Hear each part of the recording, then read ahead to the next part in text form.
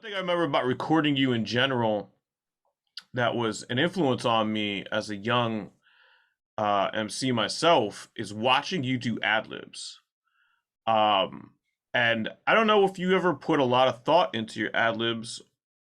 In my impression is that you did, because I remember you were one of the first people, if not the first person I saw that would go into the booth after you did your verse and then do like ad libs at like a higher register, Hmm. on purpose. Hmm. So, can you talk about that a little bit? Like, just like, I know that that's not something that people usually put a lot of thought into, but you were one of the first people that I recorded that put seemingly a lot of thought and a lot of precision into your ad libs. And as Fuse knows from working with me for a long time, like that's always been really important to me is making sure that those are trimmed right. And I'll copy and move stuff over and all that kind of shit. Like it's a big part of my production style.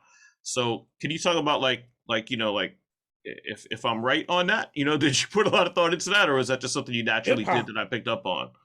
hip hop, contrast. Public Enemy Mm-hmm. taught me contrast. When you look at Flav's voice compared to Chuck's voice, when you look at Q-Tip's voice compared to Fife's voice, Mm-hmm. I almost kind of wanted it to almost sound like it might have been another person doing the ad libs for me, Mm. Mm-hmm. in a sense.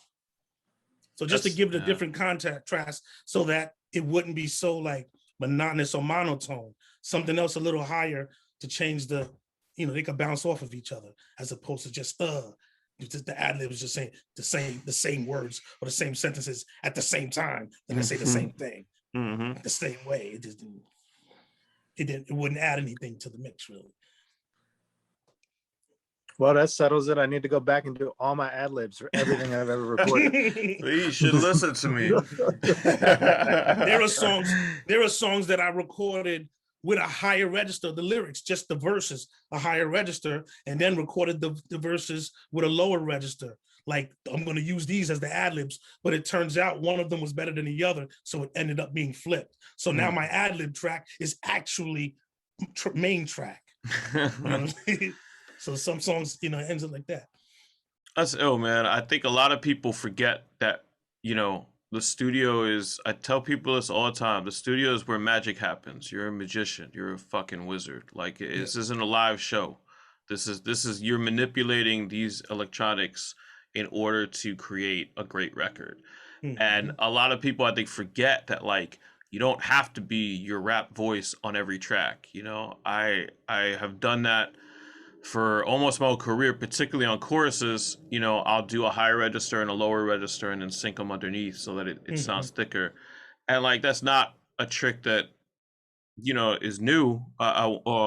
Is that old? I mean, people have been doing that for years and years and Since the years. But 60s. Yeah. yeah, exactly. Yeah, like Mm-hmm. regular rock and roll Mm-hmm. or vocal performances, that's just what you do. And so Yeah. the voice rapping is no different. I mean, Mm-mm. obviously it's going to work better for certain people's Some voices than people. others, Yeah.